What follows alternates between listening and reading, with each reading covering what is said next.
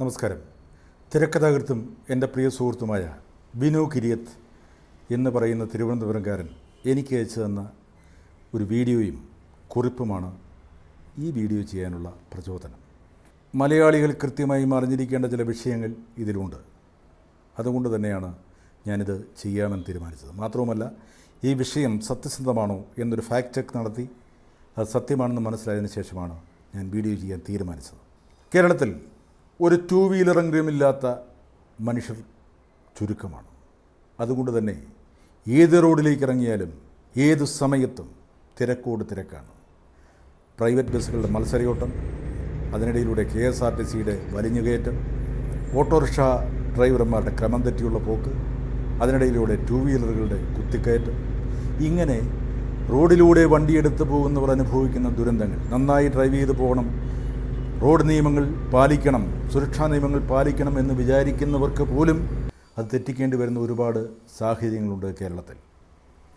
ഞാനിപ്പോൾ നിങ്ങളെ ഒരു വീഡിയോ കാണിക്കുകയാണ്.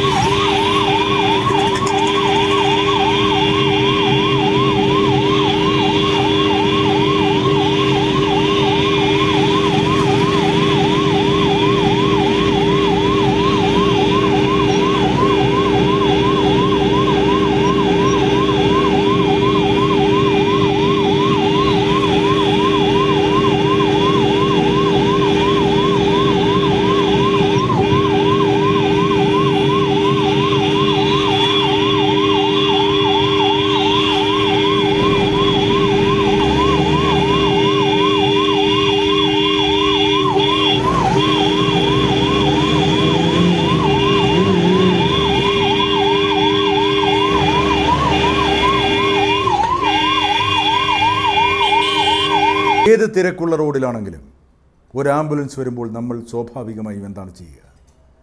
സൈഡിലേക്കൊന്നും മാറ്റി നിർത്തും. എങ്ങനെയെങ്കിലും ആ ആംബുലൻസിന് വഴി കൊടുക്കും. കാരണം അതിലൊരു ജീവൻ പിടയ്ക്കുന്നുണ്ടാകും. നിമിഷങ്ങൾ കൊണ്ട് ആശുപത്രിയിൽ എത്തിയില്ലെങ്കിൽ ആ ജീവൻ നഷ്ടമായേക്കാം. അവിടെ VIP എന്നില്ല. ഏതൊരു മനുഷ്യനായാലും വാഹനങ്ങൾ മാറ്റി കൊടുക്കണം. ട്രാഫിക് സിഗ്നൽ അവർക്ക് നോക്കേണ്ട. ആംബുലൻസിന് അങ്ങനെ ചില പ്രത്യേകതകളുണ്ട്. എന്നാൽ ആംബുലൻസിനുള്ള ആ പ്രത്യേകത ദുരുപയോഗം ചെയ്തവരെക്കുറിച്ച് നമ്മൾ കേട്ടിട്ടുണ്ട്. നിരന്തരമായി ഹോൺ അടിച്ച് ബീക്കൺ ലൈറ്റുമിട്ട് മെയിൻ റോഡിലൂടെ പോയി ആംബുലൻസ് പരിശോധിച്ചപ്പോൾ അതിൽ മദ്യപിക്കുന്നവരെ കണ്ടെത്തിയ സംഭവം നമ്മൾ കേട്ടിട്ടുണ്ട്. വീട്ടിൽ നിന്ന് ലേറ്റായി ഇറങ്ങുന്ന ഭാര്യയെ ഓഫീസിലെത്തിക്കാൻ വേണ്ടി ആംബുലൻസ് ഉപയോഗിച്ച ചിലരെക്കുറിച്ച് നമ്മൾ കേട്ടിട്ടുണ്ട്. ഇതുപോലുള്ള ക്രിമിനൽസ് സമൂഹത്തിലില്ലെന്നല്ല. എന്നാൽ ഒരു രോഗിയുമായി പോയി ഒരു ആംബുലൻസിന് സൈഡ് കൊടുക്കാത്ത ഒരു കാറാണ് നമ്മൾ കാണുന്നത്. കുറച്ചു നേരം ആംബുലൻസ് ഹോൺ അടിച്ച് പോയി സൈഡ് കൊടുക്കുന്നില്ല. അപ്പോൾ ആംബുലൻസിലുണ്ടായിരുന്ന സഹായി വീഡിയോ ഷൂട്ട് ചെയ്തതാണിത്. ഒരാൾ മനഃപൂർവ്വം സൈഡ് കൊടുക്കാതിരിക്കുക. ഒടുവിൽ പോലീസിൽ കംപ്ലയിൻ്റ് ചെയ്ത് ആ വണ്ടി ഓടിച്ചിരുന്നവനെ, ആ വണ്ടിയുടെ ഉടമയൊക്കെ പൊക്കി. അതുകൊണ്ടെന്താണ് കാര്യം? ആ ആംബുലൻസിലുണ്ടായിരുന്ന രോഗിക്ക് എന്തെങ്കിലും സംഭവിച്ചിരുന്നെങ്കിലോ? ആ ജീവൻ തിരിച്ചു കൊടുക്കാൻ ആ കാർ ഓടിച്ചവന് കഴിയുമോ? ഇതുപോലുള്ള മനോരോഗികൾ, അവരുടെ ലൈസൻസ് ക്യാൻസൽ ചെയ്യണം. 6 മാസത്തേക്ക് സസ്പെൻഡ് ചെയ്യുകയല്ല ചെയ്യേണ്ടത്, എന്നേക്കുമായി ക്യാൻസൽ ചെയ്യണം, അല്ലെങ്കിൽ തുറുങ്കിലടയ്ക്കണം. ഇങ്ങനെയുള്ള കർശന നിയമങ്ങൾ ഉണ്ടായെങ്കിൽ മാത്രമേ ഇവിടെ ഡ്രൈവിംഗ് മര്യാദയ്ക്ക് നടക്കൂ, ഡ്രൈവിംഗ് നിയമങ്ങൾ പാലിക്കപ്പെടൂ. ഏത് തിരക്കുള്ള റോഡിലും ചില പ്രൈവറ്റ് ബസ്സുകൾ വന്ന് കണ്ടിട്ടില്ലേ, പുറകിൽ നിന്ന് തുരുതുരാ ഹോണടിക്കുക. ഒരിക്കൽ ഞാനൊരു ഡ്രൈവറോട് ചോദിച്ചു, നീ ഫ്ലൈ ചെയ്ത് പോകുമോ അതോ ഞങ്ങൾ ഫ്ലൈ ചെയ്ത് പോകണമോ? അതുകൊണ്ട് അയാൾ പറഞ്ഞത്, ഞങ്ങളുടെ ശീലമായി പോയി ചേട്ടാ. അങ്ങനെയുള്ള ശീലങ്ങളുള്ളവനെ ആ ഡ്രൈവിംഗ് സീറ്റിൽ നിന്ന് പിടിച്ച് പുറത്തിറക്കണം. ഇപ്പോൾ ക്ലാസ്സുകൾ കൊടുക്കാറുണ്ട്, ഉപദേശങ്ങൾ കൊടുക്കാറുണ്ട്, അതൊക്കെ ചെയ്യുന്നുണ്ട്. ഉപദേശം കൊണ്ട് നന്നാവില്ലാത്തവനെ അടിച്ച് നന്നാക്കണം, തുറുങ്കിലടച്ച് നന്നാക്കണം. ആ നിയമം ഇവിടെ കൊണ്ടുവരണം. വിദേശത്തൊക്കെ പോകുമ്പോൾ കണ്ടിട്ടുണ്ട് എത്ര മര്യാദയ്ക്കാണ് ഡ്രൈവ് ചെയ്യുന്നത്. ഹെവി വെഹിക്കിൾസ് പോകേണ്ട ഒരു ട്രാക്ക് ഉണ്ടെങ്കിൽ അവരതിലൂടെ പോകൂ. ഇവിടെ തന്നെ ചില സ്ഥലങ്ങളിലൊക്കെ ബസ് ബേ ഉണ്ട്.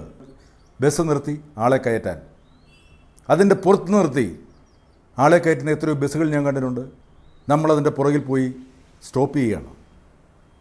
2-3 മിനിറ്റ് അവിടെ കിടക്കുകയാണ് ആ ബസ് പോകാൻ വേണ്ടി. ഏറ്റവും അധികം ഇവിടെ ഡ്രൈവിംഗ് മര്യാദ പാലിക്കാത്തത് പ്രൈവറ്റ് ബസ് ഡ്രൈവേഴ്സാണ്. അവർ റീസൺ പറയും, ഞങ്ങൾക്ക് ഓടിയെത്തണ്ടേ, ഞങ്ങളുടെ കഞ്ഞിയല്ലേ, ഞങ്ങളുടെ അന്നമല്ലേ. ആ സെൻറ്റിമെൻറ്റ്സിൽ പിടിച്ചാണ് അവർ ഈ തോന്നിയാസങ്ങൾ കാണിക്കുന്നത്. ആ തോന്നിയാസങ്ങൾ കാണിക്കുന്ന പ്രൈവറ്റ് ബസ് ഡ്രൈവേഴ്സ് പോലും ഇതുപോലുള്ള ആംബുലൻസ് വന്നാൽ സൈഡ് കൊടുക്കും. ഇവിടെ ആംബുലൻസിന് സൈഡ് കൊടുക്കാതെ റോഡിൻ്റെ നടുവിലൂടെ വണ്ടി ഓടിക്കുന്ന ഒരു ക്രിമിനൽ, അവനിപ്പോൾ പോലീസ് പിടിച്ചിട്ട് എന്തെങ്കിലും പിഴയടച്ച് പോകാൻ പറയും. അവന് കൊടുക്കേണ്ട ശിക്ഷ മലയാളികൾ അറിയേണ്ടതാണ്. അവന് ഡ്രൈവിംഗ് ലൈസൻസും ക്യാൻസൽ ചെയ്താൽ പിന്നെ അവൻ നടുറോഡിലൂടെ വണ്ടി ഓടിക്കില്ലല്ലോ. ലൈസൻസ് ഇല്ലാത്തവർ വണ്ടി ഓടിച്ചാൽ അവരെയും ഇതുപോലെ തുറുങ്കിലടയ്ക്കണം. അവർക്ക് പിന്നെ ജീവിതത്തിൽ വണ്ടി ഓടിക്കാനിടയാവരുത്. റോഡ് സുരക്ഷാ നിയമങ്ങൾ പാലിക്കുക എന്ന് പറയുന്നത് ഏതൊരു പൗരൻ്റെയും കടമയാണ്. ആ കടമ മറന്നുകൊണ്ട് വണ്ടി നിരത്തിലേക്ക് എടുക്കുന്നവർ സൂക്ഷിക്കുക. അവരുടെ പുറകെ RTO ഉണ്ട്, പോലീസുണ്ട് എന്ന് വന്നാൽ അവർ സൂക്ഷിക്കും. ഒരു 10 പേരുടെ ഡ്രൈവിംഗ് ലൈസൻസ് ഇതുപോലെ ക്യാൻസൽ ചെയ്താൽ പിന്നീട് ഇതുപോലുള്ള കുറ്റകൃത്യങ്ങൾ ഉണ്ടാവില്ല.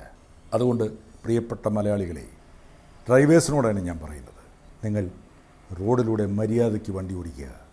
ആ മര്യാദ പാലിച്ചാൽ ഒരുപാട് അപകടങ്ങളിൽ നിന്ന് നമുക്ക് രക്ഷ നേടാം. ചിലപ്പോൾ നമ്മൾ കണ്ടിട്ടില്ലേ, നിരന്തരമായി വണ്ടികൾ കിടക്കുകയാണ്, ഏതെങ്കിലും ബ്ലോക്ക് ആയിരിക്കും. ഓപ്പോസിറ്റ് വണ്ടികൾ പോകാനുള്ള ഒരു പാത തൊട്ടപ്പുറത്തുണ്ടാവും. പുറകിൽ നിന്ന് അതിലേ കയറി വരുന്ന ബസ്സുകൾ, കാറുകൾ, ഓട്ടോറിക്ഷകൾ, എത്രയോ പേരോട് റോഡിൽ വെച്ച് ഞാൻ വഴക്കുണ്ടാക്കിയിരിക്കുന്നു. തിരിച്ച് ഓപ്പോസിറ്റ് സൈഡിലൂടെ വരുന്ന വണ്ടികൾ അവിടെ ബ്ലോക്കാവും.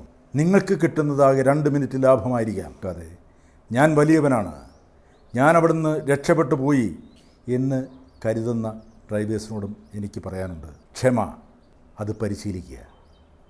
ഒരു 5 മിനിറ്റ് ബ്ലോക്കിൽ കിടക്കേണ്ടി വന്നാലും നിങ്ങൾ കുത്തിക്കയറ്റി ഉള്ള ഗ്യാപ്പിലൂടെ കയറി ഓപ്പോസിറ്റ് വരുന്ന വാഹനങ്ങളെ തടയില്ല എന്ന് ഉറപ്പുവരുത്തുക. അഭ്യർത്ഥനയാണ്, ഉപദേശമായിട്ടൊന്നും സ്വീകരിക്കേണ്ട, ഒരു അപേക്ഷയായിട്ടെങ്കിലും സ്വീകരിച്ച് ഡ്രൈവേഴ്സ് മാന്യത പാലിക്കുക. Thank you.